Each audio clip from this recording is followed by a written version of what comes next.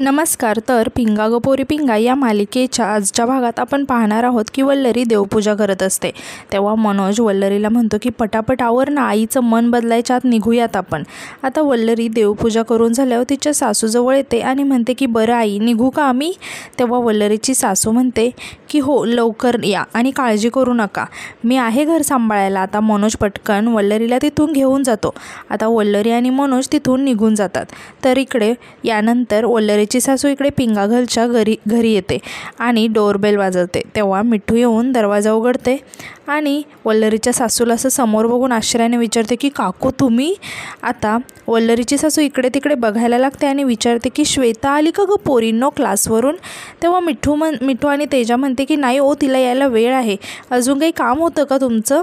तेव्हा वल्लरीची सासू म्हणते की नाही येते मी परत, असं म्हणून ती तिथून निघून जाते. तेव्हा मिठू आणि तेजा एकमेकींकडे बघून हसायला लागतात. आता तेजा काहीतरी विचार करत म्हणते, ऐक ना गं, वल्लरी मनोजसोबत फिरायला गेले, श्वेता गाण्याच्या क्लासला गेली, पण प्रेरणा ती कुठे आहे?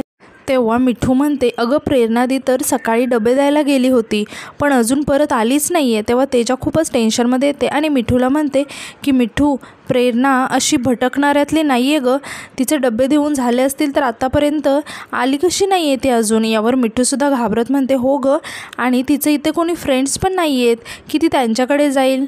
तेव्हा तेजा आणि मिठू दोघीही खूपच टेन्शनमध्ये येतात. आता तेजा म्हणते की 1 मिनिट, मी तिला कॉल करून बघते, असं म्हणून तेजा प्रेरणाला कॉल करायला लागते.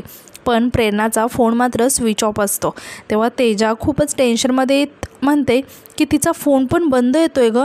तेव्हा मिठूसुद्धा खूपच घाबरून जाते आणि म्हणायला लागते की मला तर तिची खूप काळजी वाटायला लागली आहे गं. मी एक काम करते, ती ज्या लोकांना डबे देते ना त्या लोकांचे नंबर आहेत माझ्याकडे, आपण फोन करूयात का? तेव्हा तेजा म्हणते ठीक आहे चालेल, अर्ध्यांचे नंबर मला सेंड कर, मी सुद्धा कॉल करून बघते. आता मिठू पटकन तेजाला काही नंबर सेंड करते. आता मिठू आणि तेजा दोघीही एकेकांना कॉल करून विचारायला लागतात. तर सर्वजण सांगतात की डबे देऊन प्रेरणा कधीच निघाली. हे सगळं ऐकून मिठू आणि तेजा खूपच टेन्शनमध्ये येतात. आता मिठू विचारते की किती तास झाला आहे? तेव्हा ते सांगतात की 2 तास. आता हे ऐकून मिठू चांगलीच घाबरून जाते. तर दुसरीकडे आपण पाहतो मनोज आणि वल्लरी बाहेरून फिरून आलेले असतात. तेव्हा वल्लरीची सासू मनोज आणि वल्लरीला म्हणते, खूप उशीर झाला यायला, म्हणजे खूप मज्जा केलेली दिसते, असा जीव लावा हा एकमेकांना म्हणून. खूपच आता हे ऐकून मनोज आणि वल्लरी खूपच आश्चर्याने त्यांच्याकडे बघायला लागतात. आता वल्लरी अडखळत म्हणते की तुम्हाला भूक लागली असेल ना, मी भाजीचं काहीतरी बघते, असं म्हणून वल्लरी किचनमध्ये जायला लागते. तेव्हा वल्लरीची सासू तिला थांबवत म्हणते की तू कशाला काळजी करते स्वयंपाकाची, झालाय सगळा स्वयंपाक, दोघांची ताटं वाढून घ्या आणि इथेच बसा आता. तेव्हा वल्लरी खूप आश्चर्याने तिच्या सासूकडे बघायला लागते. तेव्हा वल्लरीची सासू म्हणते की आता काय माझ्या तोंडाकडेच बघत बसणार आहे का? माझं झालंय जेवण, तुमच्या दोघांची ताटं वाढून घ्या आणि इथेच निवांत जेवत बसा, आणि जेवण झालं की इथे झोपा तुम्ही, मी किचनमध्ये झोपते. तेव्हा मनोज आणि वल्लरी खूप शॉक होतात. तर वल्लरी तिच्या सासूला म्हणते की सासूबाई, आम्ही इथे बेडवर कसं झोपणार, आणि तुम्ही किचनमध्ये झोपणं बरोबर नाही वाटत ना, तुम्हाला त्रास होईल ना? तेव्हा वल्लरीची सासू तिला म्हणते की मला कसला त्रास होतोय, मी इकडे झोपले काय आणि तिकडे झोपले काय, मी झोपते किचनमध्ये, तुम्ही झोपा निवांत इथे. तेव्हा वल्लरी मनोजला खुणावूनच सांगते की तुम्हीच काहीतरी सांगा. तेव्हा मनोज त्याच्या आईला म्हणतो की नको आता झोपा म्हणशील आणि उद्या कमरेत उसंत भरली की आम्हाला शिव्या घालशील. तेव्हा मनोजची आई रागात मनोजला म्हणते, एकदा सांगितलेलं कळत नाही का रे तुला मन्या? सांगितलं ना इथे झोपा तुम्ही, मला काय मारायला टपलात का तुम्ही? तेव्हा मनोज आणि वल्लरी खूप आश्चर्याने बघायला लागतात. तेव्हा मनोजची आई म्हणते की म्हणजे मला काय होणार आहे तिकडे झोपल्याने, तुमचं आता गुण्यागोविंदाने प्रेमाने राहण्याचे दिवस आहेत, तुम्ही झोपा येते, असं म्हणून मनोजची आई तिथून किचनमध्ये निघून जाते. तेव्हा वल्लरी आणि मनोज खूपच शॉक होऊन एकमेकांकडे बघायला लागतात. तर दुसरीकडे आपण पाहतो की श्वेता, मिठू आणि तेजा प्रेरणा अजून कशी आली नाही म्हणून खूपच टेन्शनमध्ये असतात आणि काळजी करत असतात. आता तेजा म्हणते की ती डबे देते तिथल्या सगळ्यांना फोन करून झालेत, तरी अजूनही तिचा पत्ताच नाही आहे, काहीतरी गडबड नक्की आहे. यावर श्वेता म्हणते, मला असं वाटतं आता आपण काहीतरी करायला पाहिजे गं, हे बरोबर नाही. तर मिठूसुद्धा म्हणते की प्रेरणादी कधीच न सांगता इतका वेळ घराबाहेर नाही राहत यार. यावर श्वेता म्हणते, माझं मन सांगतंय मला की ती कुठल्या तरी संकटात सापडली असेल गं. आता श्वेता काहीतरी विचार करत म्हणते की या रावसाहेब नावाच्या माणसाने काही केलं नसेल ना तिला. तेव्हा तेजासुद्धा म्हणते की तो रावसाहेब आहे ना, खूप नीच आहे माणूस, तो काहीतरी करू शकतो नक्कीच. आता मिठू म्हणते की आपण वल्लरीला सांगायचं का? तेव्हा तेजा म्हणते की नाही वल्लरीला यातलं काही कळता कामा नाही, इतक्या दिवसांनी तिला पर्सनल स्पेस मिळाले आता. तेव्हा श्वेता म्हणते की ऐका ना, खूप वेळ झाला यार. तर तेजासुद्धा म्हणते की काहीच करत नाही येतो आपण ॲटलिस्ट पोलिसांकडे तरी जाऊन कळूयात, इन्फॉर्म करूयात त्यांना, चल. तेव्हा मिठू आणि श्वेता म्हणतात की हो चल. असं म्हणून मिठू आणि श्वेता दोघीही जायला निघतात. तर आता मिठू दरवाजा उघडते तर समोर प्रेरणा उभी असते. आता प्रेरणाला बघून मिठू खुश होऊन म्हणते की प्रेरणा दी. आता प्रेरणा आलेली बघून सर्वच प्रेरणाला विचारायला लागतात की अगं कुठे गेली होतीस, किती वेळ झाला, इतका वेळ का लागला तुला यायला. आता प्रेरणा आतमध्ये येते आणि म्हणते की अगं किती काळजी करताय, भिजली आहे मी, बाजूला व्हा. आणि खुश होत म्हणायला लागते की खरं सांगू का, मुंबई ना पावसात मला माझ्या कोकणासारखी वाटते. म्हणजे बघा ना, कोकणात कोंड्यातून पाणी वाहत असतं तर आणि मुंबईत दुथडी भरून पाणी वाहत होतं, गटारं गल्ल्या. आज मात्र मी मनसोक्त भिजले पावसात. गेटवेला गेले आणि तिकडे पाऊस आला तर कुणी छत्र्या उघडण्याचा प्रयत्न करत होतं, तर कोणाच्या छत्र्या उडून जात होतं, कुणी रेनकोट घालायचा प्रयत्न करत होतं, पण माझ्याकडे छत्री नव्हतीच. मी म्हटलं कशाला हवी छत्री. दोन्ही हात असे लांब केले आणि मोठा श्वास घेतला आणि चिंब भिजले पाण्यात. आता हे सगळं ऐकून श्वेताला खूपच राग आलेला असतो आणि ती खूपच रागात प्रेरणाकडे बघत असते. आता प्रेरणा म्हणते की बरं मी आलेच, फ्रेश होऊन आले, असं म्हणून प्रेरणा तिथून जायला लागते. तेव्हा श्वेता प्रेरणाचा हात पकडते आणि तिला खेचून समोर उभी करते आणि जोरात प्रेरणाच्या कानाखाली वाजवते. आता श्वेताला असं चिडलेलं पाहून मिठू आणि तेजा पटकन धावतच प्रेरणा आणि श्वेताजवळ येतात आणि श्वेताला समजवायला लागतात की श्वेता अगं काय करते. तेव्हा श्वेता रागात प्रेरणाला म्हणते की हिला कळत नाही आहे, कशी वागते ही, असं कोणी वागतं का, जीव टांगणीला लागला होता आमचा. आता प्रेरणासुद्धा श्वेताचं हे रूप बघून खूपच घाबरून जाते आणि ती श्वेताला म्हणायला लागते की श्वेता सॉरी ग. आणि घाबरत सांगायला लागते की काय झालं, मी सकाळी डबे द्यायला गेली होती ना, तेव्हा नेमके फोन आले की संध्याकाळचे सगळे डबे कॅन्सल झालेत. मग मला वाटलं जरा मन मोकळं करायला फिरून यावं. आणि श्वेता खरंच सॉरी ग, सॉरी बोलते ना, मला ना काही कळलंच नाही ग किती वेळ गेला ते. काय झालं ना, मी तिकडे गेले आणि माझा फोन डिस्चार्ज झाला ग आणि माझ्या डोक्यातच नाही आलं तुम्ही माझी काळजी करत असाल म्हणून, नाहीतर मी फोन केला असता कुठून तरी तुम्हाला, पण मी विसरले ग, खरंच सॉरी. आता श्वेता प्रेरणाला मिठी मारते आणि म्हणते की मीच सॉरी ग, मी खूप जास्त रिॲक्ट केलं, सॉरी. यावर प्रेरणा श्वेताला म्हणते की नाही ग, तुझं काही चुकलं नाही, खरं तर माझंच चुकलं, सॉरी ग श्वेता. तर इकडे श्वेताला तिने प्रेरणावर हात उचललेला असतो, त्यामुळे तिला खूपच वाईट वाटत असतं आणि ती तिथून धावतच आतमध्ये निघून जाते. तर मिठू श्वेताच्या पाठी श्वेताला समजायला तीसुद्धा श्वेताच्या पाठी आतमध्ये निघून जाते. आता प्रेरणा तेजाकडे बघायला लागते आणि तेजासमोर हात जोडत तेजाला म्हणायला लागते तेजा सॉरी ग, चुकलं माझं, असं म्हणून प्रेरणा तिथून बाथरूममध्ये निघून जाते. आता तेजा बाथरूमच्या समोर येऊन उभी राहते आणि प्रेरणाला विचारायला लागते की प्रेरणा तू खरं बोलतेस ना, म्हणजे नक्की तू फिरायलाच गेली होतीस ना, की आमच्यापासून काहीतरी लपवतेस.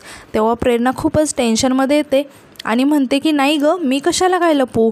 तर दुसरीकडे आपण पाहतो की मनोज आणि वल्लरी बोलत असतात. तेव्हा वल्लरी मनोजला म्हणते की अहो मला सांगा, सासूबाईंना अशी कुठली गोष्ट खटकली आहे का, त्यांना कुठल्या गोष्टीचं वाईट वाटतं आहे का, अचानक अशा किचनमध्ये का झोपल्या त्या, मला बरोबर नाही वाटत आहे. तेव्हा मनोज म्हणतो की न पटण्यासारखं काय आहे, चांगलंच वागते, तिचं चांगलं वागणं जरा विचित्र आहे आपल्यासाठी, मला नाही वाटत तिला कसला राग आला असेल म्हणून. तेव्हा वल्लरी मनोजला समजावत म्हणते की तरीसुद्धा गावाकडे कसं जागा घेऊन स्वतंत्र खोली होती ना, नाही चुकीचं नाही वाटायचं तिथे, आता मला जरा विचित्रच वाटतं इथे. तेव्हा मनोज म्हणतो की ते तर आहेच, आता मुंबईला अशा छोट्या छोट्या खोल्या खुराड्यासारख्या असतात, तिथे राहायचं म्हटल्यावर हे सगळं तर होणारच ना. आता वल्लरी थोडासा विचार करत मनोजला म्हणते जाऊ दे, तुम्ही झोपा, आराम करा. आता मनोज उठून बसतो आणि वल्लरीला म्हणायला लागतो तू इथे पलंगावर झोप, मी खाली झोपतो. तेव्हा वल्लरी म्हणते की नाही नाही, तुम्ही इथे झोपा, मी खाली झोपते, तुम्ही नका जास्त विचार करू. असं म्हणून वल्लरी तिथून खाली येऊन झोपते. आता वल्लरीचे सासूचं लक्ष अचानक तिच्याकडे जातं आणि ती वल्लरीकडे बघत खूपच टेन्शनमध्ये येते आणि म्हणते की हे दोघं काय मला मारायला टपलेत की काय, एवढं करून पण सगळं मुसळ केरात, असं म्हणून ती खूपच टेन्शनमध्ये येते. तर आता दुसऱ्या दिवशी आपण पाहतो की वल्लरीची सासू इकडे पिंगा गर्ल्सच्या घरी आलेली असते. आता ती मिठू, प्रेरणा आणि तेजसशी बोलत असते. आता वल्लरीची सासू म्हणते की अहो पोरींनो, त्या श्वेताला ना काहीतरी दुसरा उपाय विचारावा लागेल. त्या दोघांना एकत्र ठेवलं ना रात्रभर तरी काही उपयोग नाही झाला. काय तरुण पोरं म्हणावं यांना. तेव्हा प्रेरणा म्हणते की अहो काकी, अहो काहीतरीच काय बोलताय तुम्ही. नाही म्हणजे कसं आहे, आपल्या वल्लरीचा स्वभाव माहिती आहे ना तुम्हाला, लाजळ आहे ती. बुजल्यासारखं वाटत असेल ना त्यांना. म्हणजे काही आपल्या गावचं घर नाही आहे ना. आपल्या गावी कशी मोठी मोठी घरं असतात, प्रत्येकाला आपापल्या वेगवेगळ्या खोल्या असतात आणि प्रत्येकजण आपल्या खोलीचा राजा असतो. पण इथे ना एवढ्याशा छोट्याशा घरात त्यांना बुजल्यासारखं वाटणारच ना. तुम्ही समोर असतात ना, त्यांना लाज वाटणारच ना. यावर वल्लरीची सासू म्हणते, आता काय त्यांच्या लाजेपायी मी काय मरून जावं की काय, झोपलंच पाहिजे त्यांनी. तेव्हा प्रेरणा म्हणते की नाही नाही, असा काही उपाय शोधून काढला पाहिजे ना. तेव्हा वल्लरीची सासू म्हणते की काही करून त्या दोघांना एकत्र आणायलाच पाहिजे. आता हे ऐकून प्रेरणा हळूच म्हणते की स्वामी, अजबच आहे बाई, इतके दिवस त्यांना वेगळं करण्याचा प्रयत्न करत होती आणि आता एकत्र आणण्याचा प्रयत्न करते. हे ऐकून मिठू हसायला लागते. आता तेजा वल्लरीच्या सासूला म्हणते की मी काय म्हणते काकू, तुम्ही ना आता त्या दोघांना रात्रभर एकटं सोडलं पाहिजे. हे ऐकून वल्लरीची सासू तेजाला म्हणते की मग काय मी बांधून ठेवले की काय त्यांना. तेव्हा मिठू वल्लरीच्या सासूला समजावत म्हणते की तसं नाही हो काकू, त्यांना एकत्र आणायचं असेल ना तर तुम्ही त्यांच्या कबामध्ये हड्डी नका होऊ. तेव्हा वल्लरीची सासू मिठूला विचारते की म्हणजे. यावर तेजा वल्लरीच्या सासूला म्हणते की मला असं वाटतं की आता तुम्ही गावी निघून जा आणि वर्षभर तरी परत नका येऊ. तेव्हा वल्लरीची सासू विचारते की त्याने काय होईल. तेव्हा तेजा सांगते की पाळणा हलेल, तुमच्या घरात पाळणा हलेल लवकरच. तेव्हा प्रेरणा म्हणते की आणि श्वेताने सांगितल्याप्रमाणे तुमचा जीवही वाचेल. तर तेजासुद्धा म्हणते की 100 वर्ष जगाल काकू, 100 वर्ष. आता हे ऐकून वल्लरीची सासू विचार करत म्हणते की मलाही पटते तुम्ही काय सांगताय ते, मी ना आजच गावी निघून जाते. तेव्हा तेजा म्हणते की निघा, अहो आजच निघून जा. आज कशाला, मी तर म्हणते आत्ता लगेच निघा, कशाला उगीच उशीर करायचा. तुम्ही जेवढं लवकर जाल ना तेवढं लवकर तुमच्या घरात पाळणा हलेल. काय आजीबाई होणार तुम्ही आणि 100 वर्ष जगणार, लवकर होणार तुम्ही आजीबाई. तेव्हा वल्लरीची सासू खुश होत म्हणते की हां मी आजच गावी निघून जाते आणि म्हणते चला आणि येते मी, असं म्हणून ती तिथून निघून जाते. तर दुसरीकडे आपण पाहतो की मनोज कामाला जाण्यासाठी निघालेला असतो. तितक्यात तिथे वल्लरीची सासू येते आणि मनोजला म्हणते की मन्या मी काय म्हणते, आज ना मी आपल्या घरी गावाकडे जाते. तेव्हा वल्लरी आश्चर्याने विचारते की काय, तुम्ही का असं अचानक, काय झालं तुम्हाला, तुम्ही गावाला का चाललात. तेव्हा मनोज वल्लरीला म्हणतो अगं तिचं मन नसेल लागत इकडे, काय आहे की गावची माणसं शहरात जास्त दिवस करमत नाही ना त्यांना. यावर वल्लरी मनोजला म्हणते की का नाही करमत, तुम्हाला करमतं ना इकडे, त्यांना का नाही करमत. आणि ती परत तिच्या सासूला विचारायला लागते की काय झालं सासूबाई सांगा ना. तेव्हा वल्लरीची सासू तिला म्हणते की काही झालं नाही आहे, बघ दोरीवर कपडे वाळत टाकले तेवढे काढून आण, मी बॅग भरते. आता वल्लरी खूपच टेन्शनमध्ये येते आणि परत विचारायला लागते की ऐका ना काय झालं, माझं काही चुकलं का, कुणी काही बोलले का तुम्हाला, माझ्या मैत्रिणी काही बोलल्यात का तुम्हाला. तेव्हा मनोज वल्लरीला म्हणतो अरे वल्लू तू काही वेडी झालीस की काय, जाणाऱ्या माणसाला अशी जबरदस्ती नाही करत कोणी, आई येईल ना परत कधीतरी, हो ना आई. आता वल्लरी मनोजला तिथून बाहेर घेऊन येते आणि मनोजला विचारायला लागते की अहो काय झालं आहे, काय बोलताय तुम्ही. हे बघा ना वडीलधारी व्यक्ती जर अशी अचानक गावाला जात असेल तर प्रश्न नाही का पडणार. तेव्हा मनोज म्हणतो की हे बघ वल्लू, ती तिच्या मनाने गावाला चालली आहे आणि चांगलंच आहे ते, तसंही आई आपल्याला कुठे सुखाने जगू देणार होती.